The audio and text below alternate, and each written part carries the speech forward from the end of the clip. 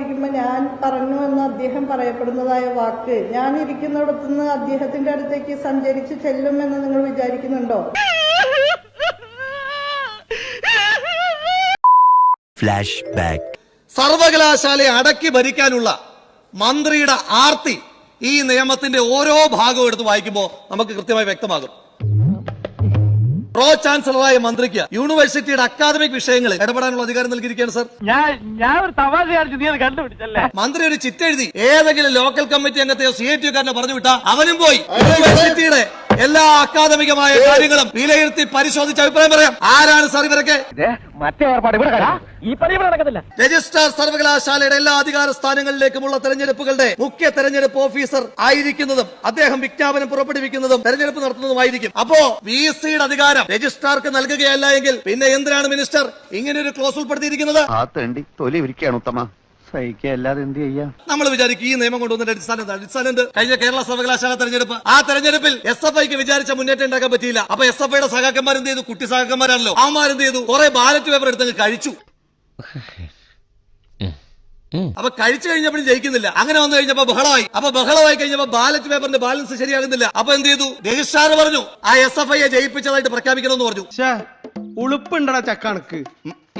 PC പറഞ്ഞു സമ്മതിക്കില്ല എന്ന് പറഞ്ഞു. SFIക്കാരൻ ബാലറ്റ് പേപ്പർ തിന്നിട്ട് പോലും SFIക്കാരൻ ജയിച്ചു എന്ന് എഴുതി കൊടുക്കാത്തതിന്റെ കലിപ്പ്. വല്ല കാര്യമുണ്ടോ? എന്തിനാണ് ഇങ്ങനെ ഇല്ലാന്ന് നടക്കുന്നത്? അപ്പൊ വൈസ് ചാൻസലർ അധികാരങ്ങളെ വെട്ടിച്ചുരുക്കി ആ അധികാരങ്ങൾ മുഴുവൻ മന്ത്രിക്ക് അടക്കി വാഴുവാൻ വേണ്ടിയിട്ടാണ് ഈ നിയമങ്ങളിലെ ഭേദഗതികളെല്ലാം വരുത്തിയിരിക്കുന്നത്.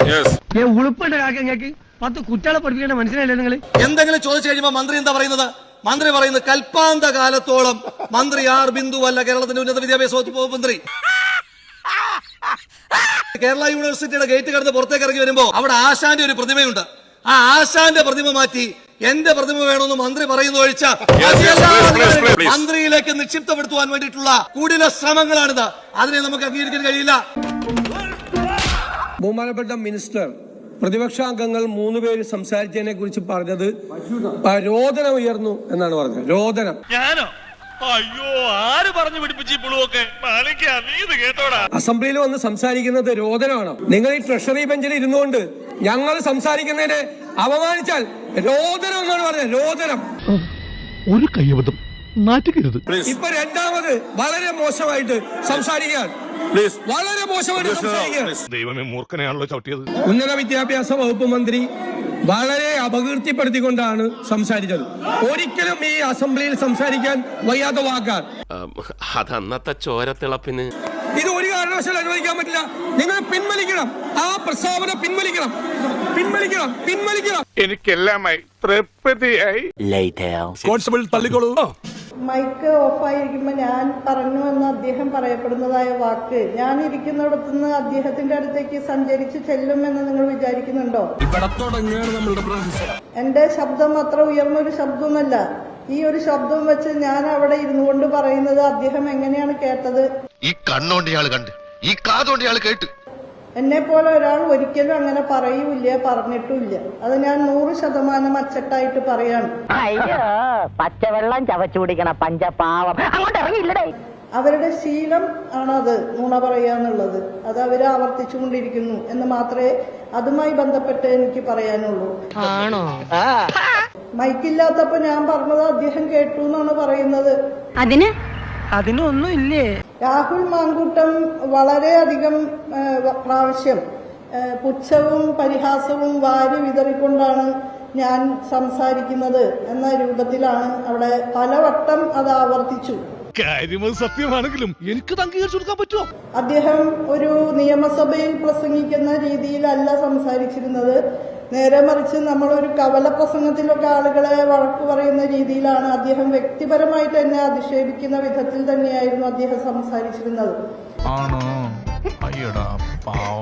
അപ്പോ എന്റെ പ്രസംഗത്തിനിടയിൽ വെർബൽ ഡയറിയ എന്ന വാക്ക് ഞാൻ ഉപയോഗിച്ചു എന്നുള്ളത് ശരി തന്നെയാണ്.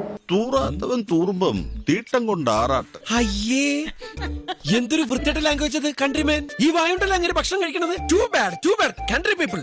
പക്ഷെ ഞാൻ മൈക്ക് ഓഫായിരുന്ന സമയത്ത് ഇപ്രകാരം പറഞ്ഞു എന്ന് പ്രതിപക്ഷ നേതാവ് പറയുന്നത് 100% കള്ളമാണ്.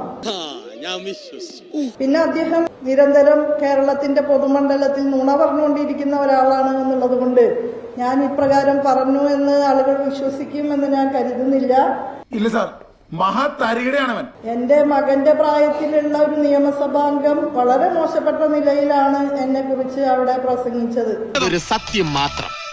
അതുമായി താരതമ്യം ചെയ്യുമ്പോൾ ഞാൻ അദ്ദേഹത്തിന്റെ പ്രസംഗത്തെക്കുറിച്ച് പറഞ്ഞത് അത്ര കട്ടിയുള്ള കാര്യമായിട്ട് എനിക്ക് തോന്നുന്നില്ല. ഒടുവിൽ കുറ്റസമ്മതം നടത്തി അല്ലേ? അതൊക്കെ ഓരോരുത്തരും അവരവരുടെ സംസ്കാരം അനുസരിച്ച് സംസാരിക്കുന്നു എന്നല്ലാതെ ഇതിനെ കുറിച്ച് എന്താ പറയാ.